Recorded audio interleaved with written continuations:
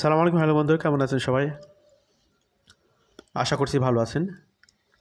গতকালকে আমরা দেখিয়েছিলাম অল্প স্কোর এবং অল্প সিআরএস স্কোর বা অল্প আইএলটিএস স্কোর বয়স বেশি হলেও কীভাবে আপনি পিআরে আসতে পারেন, পিআরে কনভার্ট হতে পারেন, সেটা একটা তথ্য আপনাদেরকে দেওয়া হয়েছে। আজকে আমরা কথা বলবো কানাডাতে ফ্যামিলি নিয়ে যারা আসেন স্টাডি প্রোগ্রামে, সেক্ষেত্রে যিনি স্টুডেন্ট, সেই স্টুডেন্টের পড়াশোনা চলাকালীন তার স্পাউস যিনি, তিনি কিন্তু আগেই পিআর অ্যাপ্লাই করতে পারেন। এই বিষয়গুলি নিয়ে আজকে কথা বলবো।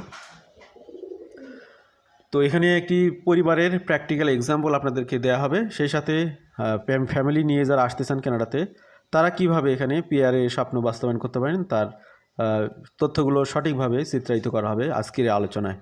তো কানাডা এবং কানাডার বাইরে থেকে যারা আজকের আলোচনা শুনছেন সবাইকে স্বাগত জানাচ্ছি। আশা করছি তথ্যগুলো আপনাদের কাজে আসবে। ইমিগ্রেশন সংক্রান্ত যে কোনো তথ্য জানার জন্য আপনি আমাদেরকে ইমেল করতে পারেন। Coming to Canada on a study permit, your spouse may be eligible for PR before you are. তো আপনি যদি স্টুডেন্ট হিসেবে কানাডাতে আসেন, আপনার স্পাউস সহ, স্পাউস হাজব্যান্ড হোক আর ওয়াইফ হোক, যিনি স্টুডেন্ট তার স্পাউস যিনি হন না কেন, তো স্পাউসের যদি এলিজিবিলিটি থাকে তাহলে কিন্তু স্টুডেন্টের আগে তিনি এখানে পিআর অ্যাপ্লাই করতে পারেন এবং ফুল ফ্যামিলির পিআর হয়ে যেতে পারে আগে। তো কীভাবে হবে সেই বিষয়গুলো আমরা এখানে জানবো।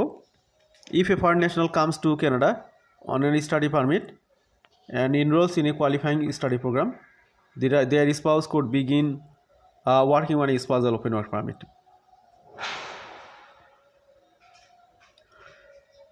By the time the studying spouse has graduated, the non-accompanying spouse could be much more competitive candidate for PR through express entry. তো আপনারা জানেন যে স্টুডেন্ট ভিসায় যারা কানাডাতে আসেন তারা যদি সিলেক্টেড ব্যাচেলর প্রোগ্রামে আসেন তাহলে কেবল স্পাউজাল ওপেন ওয়ার্ক পারমিট সহ আসতে পারেন, এবং মাস্টার্স প্রোগ্রাম কিংবা পিএইচডি প্রোগ্রামে যদি আসেন তাহলে অবশ্যই মাস্টার্স প্রোগ্রামটা হতে হবে 2 বছরের। আর পিএইচডি প্রোগ্রামের তো লিমিট এখানে বলার প্রয়োজন নেই। 2 বছরের এলিজিবল মাস্টার্স প্রোগ্রাম হলে স্পাউস আসতে পারবেন এবং স্পাউজাল ওপেন ওয়ার্ক পারমিট সহ আসতে পারবেন। তো এখানে যে আসার বিষয়টা বুঝলেন, তো এটা কিভাবে কাজ করবে।